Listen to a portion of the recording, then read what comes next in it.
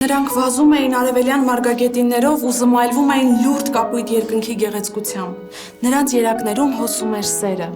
Կապտականաչ այդ մարգագետինը կարծես փայլում էր նրանց սիրուց։ Տիեզերական զգացմունք, որի բացատրությունը ոչ մի գիտնական չկարողացավ տալ։ Միայն նա էր այդ զգացմունքի գիտնականը։ Միայն նա գիտեր, թե ինչ է զգում, գիտեր, որ կյանքը այդ աղջկա հետ է կապելու։ Անի, դու նկատել ես Արմենը ոնց է քեզ նայում։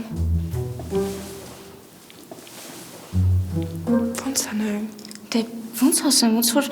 խաշուտողը սխտորին։ Աչքերով ուտում է քեզ։ Եթե անկեղծ նկատել եմ, ու ես էլ իր հանդեպ անտարբեր չեմ, բայց մենք որ տենց վրես է նայում, ուզում եմ բարձր գորամ, սիրում եմ քեզ գժուկ։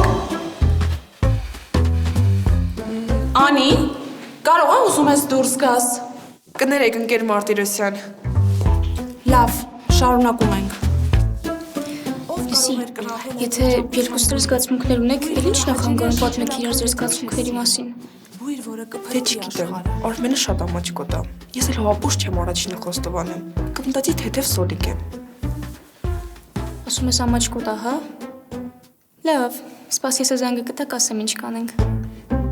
Ուրեմն տես ինչ ես անում։ Այս թուղթը վերցնում ես, մոտենում ես Արմենին։ Ցույց ես տալիս ու հարցնում ես։ Արմեն, կարող ես դու ես գրելու թաղել իմ սեղանին։ Արմենը այդ պահին կշփոթվի, կխառնվի իրար ու կասի։ Չէ, ես չեմ ես թղթի եղինակը։ Դու կասես, Ափսոս։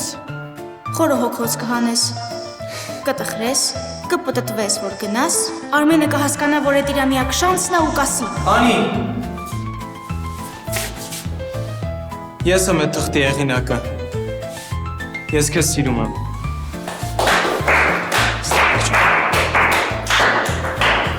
Դուք կգրկախառնվեք ու կապրեք երկար, երջանիկ կյանքով։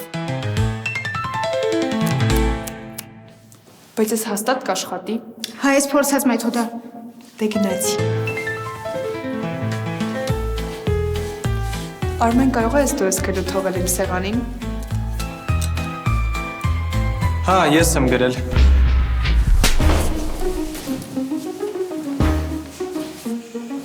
Ինչի ապտակեցիր։ Որովհետև հարցրեցի ես թուղթը դու ես գրել, ասաց հա։ Հասկացա, բայց ինչի ապտակեցիր։ Դու գիտես, որ ես սուտասան տղաների չեմ սիրում։ Ես հո լավ գիտեմ, որ դու ես գրել, ոչ թե ինքը։